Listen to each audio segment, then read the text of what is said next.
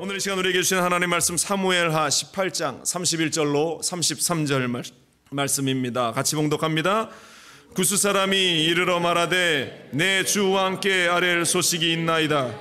야훼께서 오늘 왕을 대적하던 모든 원수를 갚으셨나이다 하니 왕이 구스 사람에게 묻되 젊은 압살롬은 잘 있느냐? 구스 사람이 대답하되 내 주 왕의 원수와 일어나서 왕을 대적하는 자들은 다 그 청년과 같이 되기를 원하나이다 하니 왕의 마음이 심히 아파 문 위층으로 올라가서 우니라.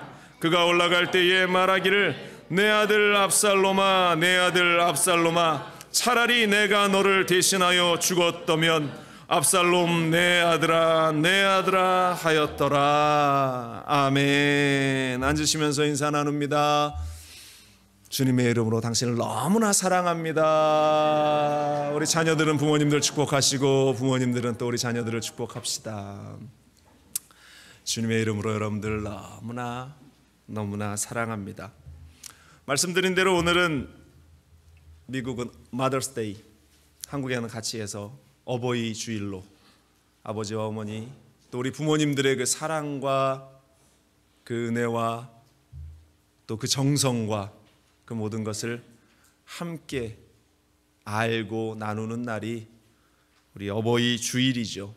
이날 하루만 우리가 부모님들을 사랑하라는 말씀이 아니라 정말로 우리의 모든 삶의 1000시간 속 가운데에서 우리 부모님의 사랑을 알고 또 그 흘러내리는 그 사랑들을 통해서 감사하고 감격하고 기뻐하는 우리가 되기를 간절히 바랍니다. 오늘 함께 봉독한 말씀을 중심으로 해서 내 아들아, 내 아들아 이러한 제목을 가지고 잠시 말씀을 나누기를 원하는데요. 지난 주간 여러분들 기도해 주셔서 제가 뉴욕과 워싱턴과 털사 지역에 또 출장이 있어서 외부 사역이 있어서 다녀왔는데 그때 친구 목사님을 오랜만에 만나서 이제 같이 대화 나눌 시간이 있었습니다. 그때 이제 제가 그 친구 목사님에게 아이들이 둘이 있는데 물었어요. 아이들 많이 컸겠어요? 그러니까 큰 아이는 대학을 다니고 둘째 아이는 이제 고3이 되어서 내년에 대학을 가는데 이런저런 이야기 하다가 아이들에 대한 이야기를 하는데 그 목사님이 하루는 아들한테 물어봤대요.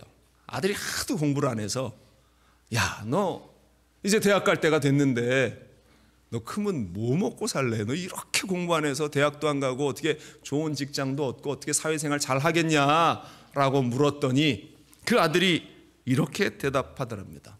아버지, 저는 아버지 등에 빨대를 팍 꽂고 그렇게 살 겁니다. 이런 이야기를 하더래요. 근데 빨대를 꽂는다는 말이 무슨 말인지 이해 못 하시는 분들도 있을 텐데 아버지가 나에게 주시는 것을 가지고 아버지가 나에게 먹여주시는 것을 가지고 나는 평생 나는 그렇게 살랍니다. 아들이 이렇게 이야기하더래요. 농담처럼 이야기했겠죠. 농담처럼. 그런데 이 농담이 참 안쓰러운 이야기들로 우리에게 다가오는 것 같지 않습니까? 우리 부모님 세대들은 열심히 지금 여러분들도 이민자의 삶을 살아가는데 이민 와서 고생하면서 오직 한 가지 아니었어요. 우리 자녀들이 잘 되고 우리 아이들이 잘 성장해서 정말로 사회적으로도 외면당하지 않고 소외당하지 않는 그러한 자녀들이 되기를 소망하면서 하루도 쉴 날 없이 열심히 달려오지 않았습니까? 그리고 자식들이 아무리 부모의 등에 빨대를 꽂고 쪽쪽 빨아대도 다 빨아먹어라, 다 빨아먹어라. 그 모든 것들을 다 그렇게 내어주면서 묵묵히 그 아픔도 또 가슴의 상처도 참아 이겨내시는 분들이 바로 우리 부모님들 아닌가. 오늘 본문도 우리가 이렇게 살펴보면 그 아버지의 등에 칼을 꽂으려고 했던 아들 압살롬과 또 그 현장에서 하나님이 하시는 일들을 보면서 눈물을 흘리는 그 아버지의 모습을 우리가 발견하게 됩니다. 먼저 본문을 보면서 우리가 바라보게 되는 것은요, 아버지와 아들의 갈등이 있는 그 현실을 우리가 발견을 하게 되죠. 부모와 자식 간이라고 왜 갈등이 없겠습니까? 다윗 가정에서도 갈등이 있었습니다.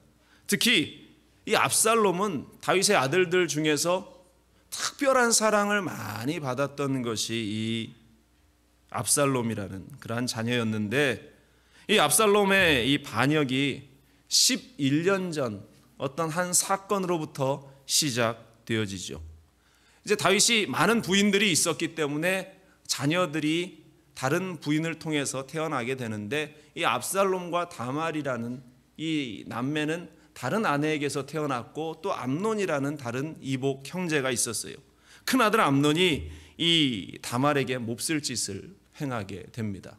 그러고 나서 이 여인을 버리기까지 했어요. 그러니까 그 형제였던 이 압살롬이 그 사건을 보면서 마음의 분노와 또 화를 참지 못해서 결국 계략을 짜서 이 암논이라는 다윗의 큰아들을 죽이는 사건이 벌어지게 됩니다. 그 사건 때문에 이 압살롬은 다윗을 피해서 3년 동안이나 다른 지방을 헤매어 다니면서 고향으로 돌아올 수 없었어요. 그러나 나중에 다윗이 돌아와도 좋다라는 그러한 허가를 받아서 이제 고향으로 돌아왔지만 여전히 그 아버지가 그 아들을 보려고 하지 않습니다. 사무엘하 14장 24절에 보면 왕이 이르되 그를 그의 집으로 물러가게 하여 내 얼굴을 볼 수 없게 하라 하매 압살롬이 자기 집으로 돌아가고 왕의 얼굴을 보지 못하니라. 그 마음 가운데 압살롬을 사랑하는 그 마음이 있었지만 여전히 큰아들을 죽였다라는 그러한 일들, 그 사건 때문에 마음에 용납이 되지 않았던 거였겠죠. 그러면서 이 압살롬은 아버지가 나를 미워하는구나, 나를 미워하는구나, 그 분노가 그 가운데에 더 커져 나가면서 언젠가는 내가 복수하리라, 이런 생각을 했던 것 같습니다. 그러면서 사람들을 모으고 자신이 왕이 되기 위해서 반역의 칼을 빼드죠. 사무엘하 15장 6절에 보면 이스라엘 무리 중에 왕께 재판을 청하러 오는 자들마다 압살롬의 행함이 이와 같이 이스라엘 사람의 마음을 압살롬이 훔치니라 말하고 있어요. 사람들의 마음이 압살롬을 향하기 시작합니다. 13절에 전령이 다윗에게 와서 말하되 이스라엘의 인심이 다 압살롬에게 돌아갔나이다.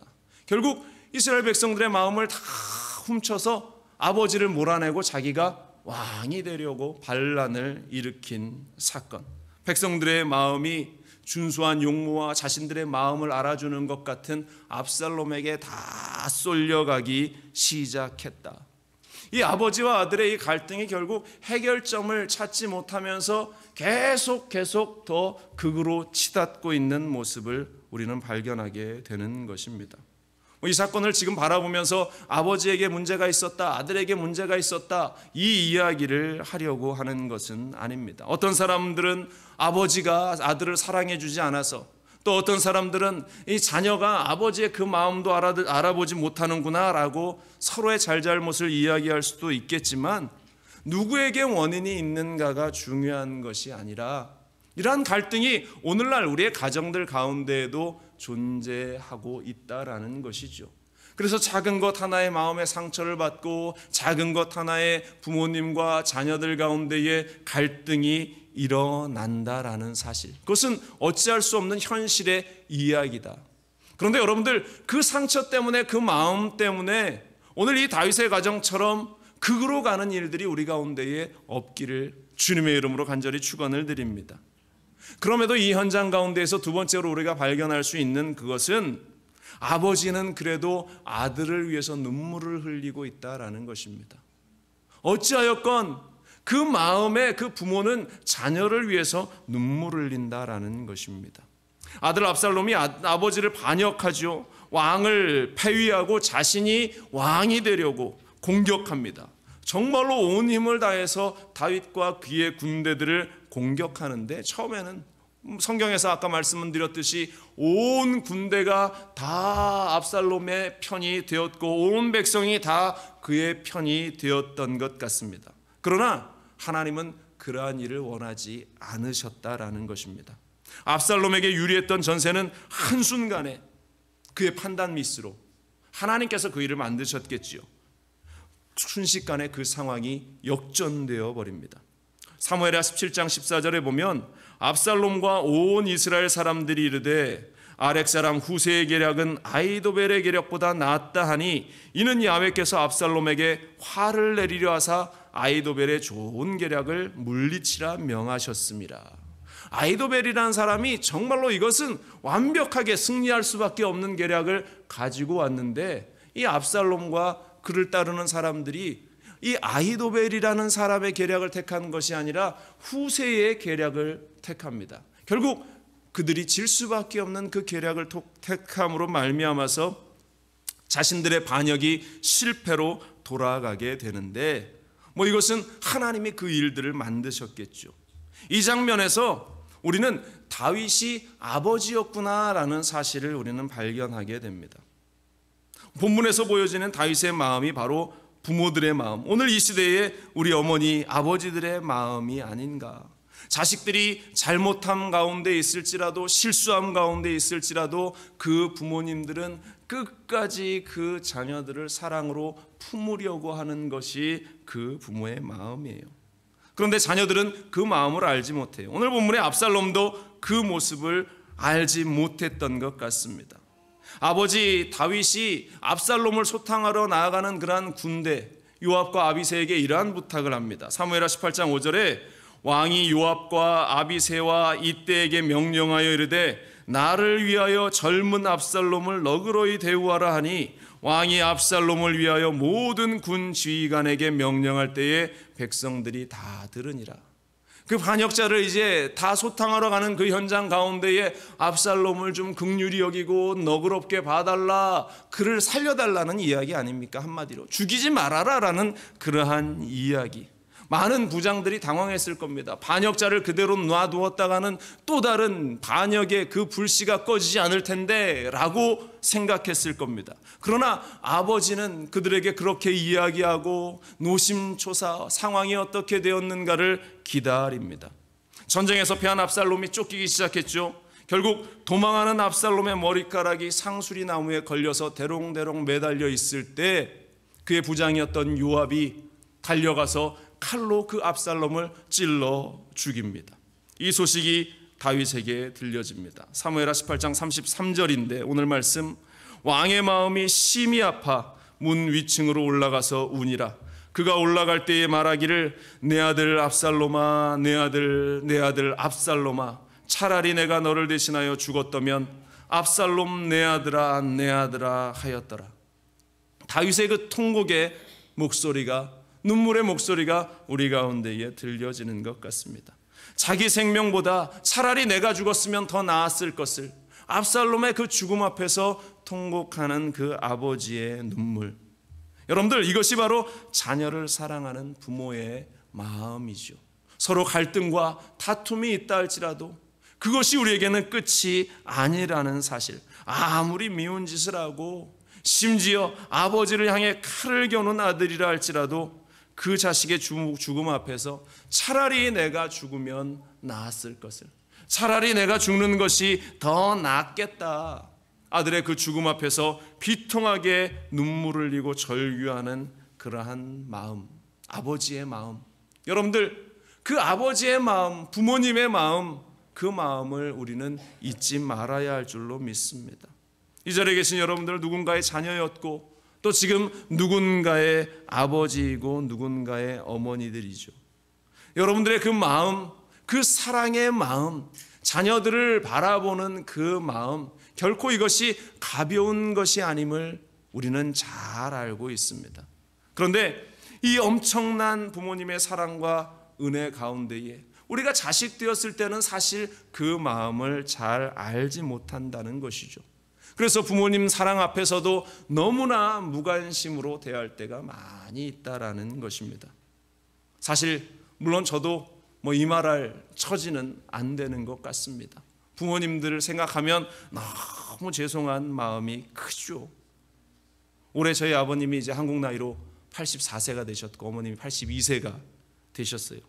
재작년 한 1년 반간을 저희 어머님이 많이 아프셔서 심정지가 와서 응급실에도 2번 가시고 요양원에서 1년이 넘게 그렇게 생활하시다가 우리 온 성도들이 얼마나 열심히 함께 기도해 주셨는지 요양원에서 퇴원하셔서 집으로 오셨어요. 집으로 오셔서 지금 이제 몇 개월 시간이 지나서 생활하시는데, 제가 금요일 날도 이제 예배 마치고 집에 가서 전화를 드렸어요. 어버이 주일이니까 전화를 드려서 잘 지내세요 라고 물었더니 제일 먼저 하는 말이, 저희 어머님이 경상도 분이라서 밥은 먹었나? 이 말이, 뭐 다른 거 아무것도 안 묻고 제일 먼저 하시는 말씀이 밥 먹었냐? 부모님들이 이야기하시는 가장 핵심, 그 밥 먹었냐 이 한마디에 모든 것이 담겨 있는 것 아닙니까? 잘 지내고 건강하냐, 무탈하냐, 그 말이 밥 먹었냐 이 한마디에 다 들어있는데, 그 마음을 들으면서 참 마음이 건강해지셔서 이런 말씀을 다시 할 수 있어서 얼마나 감사한가. 그러면서 저희 어머님이 어제였죠, 주일날 한동안 이 코로나가 터진 이후로 교회를 한 번도 못 가다가 어제 처음으로 이제 교회 가시고 교회 다녀오셨다고. 그 얘기를 듣는데 얼마나 감사한지. 여러분들이 기도해 주셔서 그러한 놀라운 은혜가, 기적이 일어난 것으로 저는 확신합니다. 얼마나 그 목소리에 감사하고 감격했는데, 여전히 불효자의 그 모습으로 멀리 있으면서 부모님을 위해서 그렇게 사랑을 알지 못하고 나누지 못하는 저의 모습을 보면서 늘 가슴을 치는데요. 그러나 그 마음을 알고 또 그 마음을 전하는 그 모든 일들, 바로 하나님께서 우리에게 주신 마음인 줄로 믿습니다. 우리가 부모님들의 사랑을 이야기하면서 중요한 것, 단지 인간적인 사랑만 이야기하고 끝나면 우리는 그리스도인들이 아니죠. 우리는 부모님의 사랑, 자녀들을 위한 사랑을 바라보면서 세 번째로 우리를 위해서 눈물을 흘리는 하나님을 우리는 발견해야 할 줄로 믿습니다. 우리 부모님들의 그 사랑의 마음을 우리 하나님께서 그 안에 담아주셨기 때문에 그 사랑이 변함없는 사랑 아니겠습니까? 로마서 5장 8절은 말합니다. 우리가 아직 죄인 되었을 때에 그리스도께서 우리를 위하여 죽으심으로 하나님께서 우리에 대한 자기의 사랑을 확증하셨느니라. 죽을 수밖에 없는 우리, 하나님께 범죄에서 떠나가 있는 이 압살롬이 아버지를 향해서 칼을 들고 반역의 깃발을 휘흔들고 있었던 그 모습과 같이 우리에게 사랑을 주신 하나님의, 우리가 반해서 배반해서 나 혼자 살 수 있습니다, 내 뜻대로 살 수 있습니다 라고 우리는 세상으로 달려나갔는데, 하나님은 끝까지 변함없이 우리를 사랑하셔서 십자가의 아들 예수 그리스도를 달리시기까지 하면서 그 사랑을 우리에게 나타내 보여주셨고, 그 사랑의 은혜를 확증해 보여주셨다. 바로 이 사도 바울이 로마서에서 우리에게 던지고 있는 말씀입니다. 얼마나 우리가 하나님께 멀리 떠나가려고 발버둥치는 인간인가. 이사야서는 이렇게 이야기합니다. 하늘이여 들으라, 땅이여 귀를 기울이라. 야훼께서 말씀하시기를 내가 자식을 양육하였거늘 그들이 나를 거역하였도다. 소는 그 임자를 알고 나귀는 그 주인의 구유를 알건만은 이스라엘은 알지 못하고 나의 백성은 깨닫지 못하는도다. 슬프다. 범죄한 나라요, 허물진 백성이요, 행악의 종자요, 행위가 부패한 자식이로다. 그들이 야훼를 버리며 이스라엘의 거룩하신 이를 만홀히 여겨 멀리하고 물러갔도다. 너희가 어찌하여 매를 더 맞으려고 패역을 거듭하느냐? 온 머리는 병들었고 온 마음은 피곤하였으며 발바닥에서 머리까지 성한 곳이 없이 상한 것과 터진 것과 새로 맞은 흔적뿐이거늘 그것을 짜며 싸내며 기름으로 부드럽게 함을 받지 못하였도다. 이스라엘 백성들을 향한 하나님의 실망이 이렇게 대단했다라는 것입니다. 하나님은 멀리한 이스라엘의 그 아픈 현실, 괴로움의 현실이 바로 이러한 모습이었는데, 하나님께서는 그럼에도 불구하고 그들을 용서하시고 사랑하셨다. 여러분들, 우리 세대를 향한 하나님의 마음이 바로 이것입니다. 이 세상이 얼마나 악하고 범죄함 가운데에 이 바벨을 쌓던 그 백성들과 다를 바 없이 내 힘으로 할 수 있고 내 능력으로 할 수 있음을 외치고 있는 것이 이 세대고, 하나님의 그 사랑을 희석시키면서 어떠한 종교, 다른 타 종교에도 동일한 구원과 은혜와 축복이 있다라고 헛소리를 하면서 주장하고, 하나님이 금지했던 그 모든 일들을 인간의 생각으로 그들이 타협하면서 그 모든 것들을 용납하게 하고 있는 것이 이 세대의 모습인데, 그럼에도 불구하고 주님께서 우리에게 사랑으로 다시 돌아오라, 다시 돌아오라 우리에게 기회를 주시고 말씀하고 있어요. 그 아들의 아픔을 보면서 다윗이 노심초사하면서 서성거렸던 그 모습처럼 우리 하나님께서 우리에게 돌아오라 돌아오라 말씀하시면서 다시 온전한 믿음으로, 다시 회복된 믿음으로, 다시 거룩한 하나님에 대한 사랑을 회복하라고 오늘 우리에게 말씀하고 계시는 줄로 믿습니다. 그래서 아들 예수를 우리 가운데 보내주셨고 십자가의 그 사랑을 우리 가운데 허락해 주셨다. 우리가 그 하나님의 사랑을 알지 못하면 우리 부모님을 우리가 어찌 사랑할 수 있겠습니까? 여러분들, 지금도 기다리고 계시는 그 하나님의 마음, 지금도 사랑하며 우리를 바라보시는 그 하나님의 마음, 부모님과 같은 그 마음을 여러분들 알 수 있게 되기를 간절히 축원을 드립니다. 제가 지난 금요일 날 우리 성령대망회를 마치고 멘붕이 왔어요. 멘붕이. 이 이야기를 제가 우리 성도님들과 함께 나눌까 말까 어제 되게 고민을 많이 했습니다. 그래도 함께 나누는 것이 더 나을 것 같다라는 그러한 생각이 들어서 제가 금요일 성령대망회를 마치고 그냥 우연찮게 마음이 우리 교회 어카운트를 한번 열어봐야 되겠다라고 해서 어카운트를 한번 딱 열었어요. 저희 교회 어카운트가 3개, 이제 일반 계정과 선교 헌금 계정과 건축 헌금 계정 3개의 계정이 있는데 열었는데 계정에 돈이 하나도 없어요. 돈이 싹 사라져 버렸습니다. 별로 놀라지 않으시네요, 여러분들. 뭐 그런 일들이 많이 있는. 정말 웃을 일이 아니라 여러분들, 우리 재정에 돈이 하나도 없이 다 사라져 버렸다니까요, 통장에. 정말로 그 밤에 우리 이제 예배 마치고 돌아가는 그 길 속에 백장로님 가시는 길에 제가 장로님 잠시만 와 보십시오. 통장에, 우리 계정에 돈이, 어카운트에 돈이 하나도 없어졌습니다. 놀래서 보니까 5월 4일 날짜에 불과 한 이틀 전에 우리 계정에 있는 어카운트의 돈을 누군가가 싹 빼가버린 거예요. 이제서 놀라시는군요. 정말로 놀래서 그 밤에 뭐 어떻게 은행에 전화를 해도 연락도 안 되고 뭐 방법이 없어서 다음날 아침 날이 새자마자 우리 백산원 장로님이 은행에 전화를 했더니 아마도 우리 교회 어카운트가 해킹을 당한 것 같아요. 해킹을 당해서 그 돈을 고스란히 우리 계정에 있는 돈을 옮겨버린 겁니다. 지금 이제 그것을 크레임을 걸어놓고 이제 내일 은행에 가서 우리가 이제 만나서 그것을 처리하려고 이제 준비하고 있는데 여러분들에게 기도 부탁드립니다. 잘 해결될 수 있도록. 그런데 그것이 중요한 것이 아니라 문득 하나님이 주시는 마음이 왜 이러한 일이 우리에게 일어났는가라는 그러한 마음에 대해서 하나님이 생각을 주시는데요.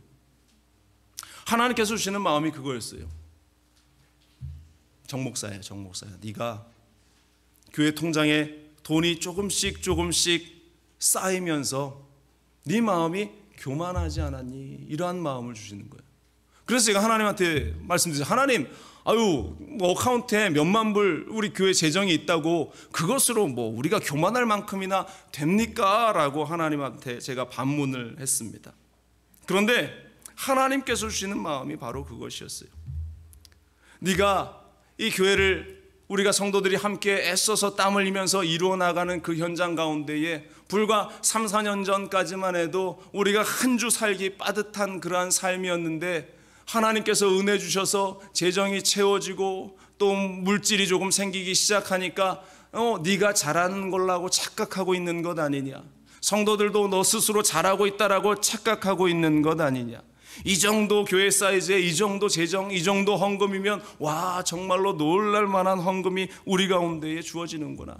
우리가 건축도 시작했는데 여의도 순복음교회 본교회에서 우리 교회에게 재정을 도와주겠다, 빌려주겠다 이야기해서 그것이 다 해결됐다라고 너가 스스로 교만하면서 생각하고 있는 것 아니냐. 아니, 너는 분명히 교만하면서 그렇게 생각하고 있다. 우리 하나님께서 저한테 질타하셨어요. 제가 얼마나 회개했는지 모릅니다. 하나님께 기도하는 것은 온데간데 없고 내 마음 가운데 어느덧 교만한 마음이 자리 잡으면서 하나님의 역사를 위해서 기도하지도 않고 하나님께 매달리지도 않고 어찌 되겠지라는 그런 막연한 기대를 가지고 있는 것이 나의 모습이었고 우리 지금 성도들의 모습이 아니었는가. 하나님께서 이 사건을 통해서 우리에게 사인을 주시고 있는 그런 말씀입니다. 우리는 깨달아 알아야 할 줄로 믿습니다. 사랑하는 여러분들, 우리의 삶과 우리의 인생과 우리의 교회 가운데에 정말로 내가 이 정도 사는 것, 내가 이 정도 신앙생활하면 이것으로 충분하지라고 생각하면서 교만한 마음 가운데 있지 않습니까? 이 정도면 내가 괜찮은 그리스도인이다라고 생각하면서 내가 살아가고 있지 않습니까? 아니라는 것입니다. 형식적인 믿음과 형식적인 신앙, 또한 나의 모습, 내가 자랑스럽게 여기는 그 모든 것들은 나의 착각이었고 하나님이 원하시는 마음이 아니었다. 그럼에도 불구하고 하나님께서는 우리를 버리지 않으신다라는 그러한 분명한 확신과 믿음, 하나님께서 다시금 우리에게 믿음을 회복하고 하나님의 사랑을 회복하고 아버지가 아들을 위해서 기도하고 있었던 그 모습처럼 우리를 회복하시고자 하나님께서 이 시간을 허락하셨다라는 사실을 저는 지난 금요일 어제 기도하면서 깨닫게 되었어요. 사실 이 말씀을 안 드리는 것이 오히려 저에게는 더 편할 수도 있습니다. 그러나 우리 성도들이 이것을 알고 다시금 우리의 믿음과 조금 내가 우쭐하려고 했던 그 마음들을 내려놓고 오히려 그것이 하나님을 향해서 내가 칼을 꽂고 있는 그 모습이라는 사실을 알고 우리는 회개하는 자들이 되어야 할 줄로 믿습니다. 우리 하나님께서는 그럼에도 불구하고 자식된 우리를 사랑하신다. 다윗이 그 아들을 위해서 눈물로 기도하면 내 아들아 내 아들아 통곡했던 것처럼 우리 하나님께서는 지금도 내 아들아 내 아들아 우리를 부르시고 계시는 줄로 믿습니다. 여러분들, 하나님을 기만하지 않기를 바랍니다. 우리 부모님들을 사랑할 수 있는 우리가 되기를 바랍니다. 10계명 가운데 우리에게 주신 말씀, 출애굽기 20장 12절에 내 부모를 공경하라. 그리하면 내 하나님 야훼가 내게 준 땅에서 내 생명이 길리라. 골로새서 3장 20절에도 자녀들아 모든 일에 부모에게 순종하라. 이는 주 안에서 기쁘시게 하는 일이라. 여러분들, 주님의 그 마음을 알고 기도하는 우리가 되기를 간절히 축원을 드립니다. 에베소서 6장 13절은 말합니다. 자녀들아 주 안에서 너희 부모에게 순종하라. 이것이 옳으니라. 내 아버지와 어머니를 공경하라. 이것은 약속 있는 첫 계명이니 이로써 내가 잘되고 땅에서 장수하리라. 여러분들, 내 아들아 외치고 있는 아버지 다윗의 고백을 들으시고 우리 부모님들의 마음을 알고 또 우리 자녀들을 사랑하는 우리 부모님들의 그 모습들을 기억하면서 그 하나님의 마음과 그 아버지의 마음, 우리 어머니의 그 마음을 하나로 엮어 살아나갈 수 있는 우리가 되기를 주님의 이름으로 간절히 축원을 드립니다. 오늘 어버이 주일입니다. 부모님의 사랑과 그 은혜를 우리는 결코 가벼이 여기는 어리석은 자들이 되어서는 안 됩니다. 부모님들을 무시하는 그러한 어리석은 자들이 되어서는 안 됩니다. 어찌하였건 나를 낳아 기르시고 사랑으로 양육하신 그 부모님들을 우리는 늘 잊지 않고 우리의 온 마음과 온 뜻을 다해서 그리스도의 사랑을 함께 나눌 수 있는 우리들이 되어야 할 줄로 믿습니다. 오늘 말씀 마치기 전에 우리 어머님의 은혜를 우리가 함께 찬양하고 노래하고 우리가 함께 기도하는 시간 갖기를 원합니다. 우리를 위해서 희생하시고 우리를 위해서 사랑으로 베풀어 주신 그 부모님의 사랑, 그 부모님의 사랑으로 우리 함께 노래합시다.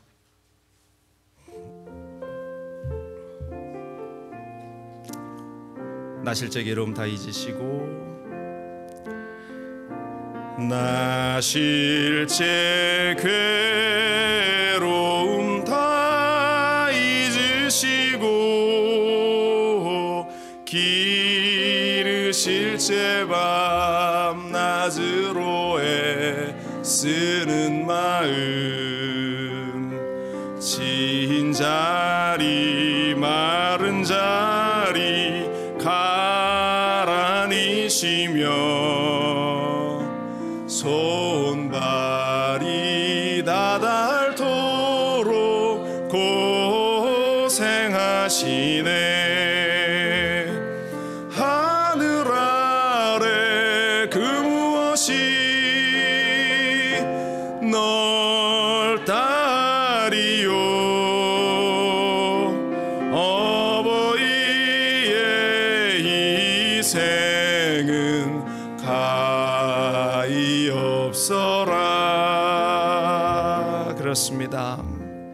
기도하겠습니다. 하나님, 아들 압살롬을 위해서 눈물로 기도하는, 고백하는 아버지의 모습, 하나님, 우리가 그 아버지의, 어머니의 기도를 잊지 않게 하여 주시고 정말로 하나님의 그 사랑이 흘러 내려지는 현장 속에서 우리에게 주신 그 은혜들을 기억하며 우리 어머니, 우리 아버지들을 사랑으로 섬겨나가는 우리가 되게 하여 주시옵소서. 불효자로서 우리가 정말로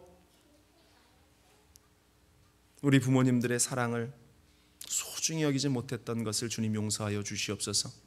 그것이 하나님으로부터 흘러내려온 사랑인데 하나님, 우리의 마음이 다시금 사랑을 간직하면서 주의 은혜와 사랑을 함께 나누고 또 우리 자녀들에게 흘려보내고 그 자녀들이 또 그 자녀들에게 흘려보내는 복된 은혜가 있게 하시옵소서. 이 모든 말씀 우리 주 예수 그리스도의 이름으로 기도합니다. 아멘.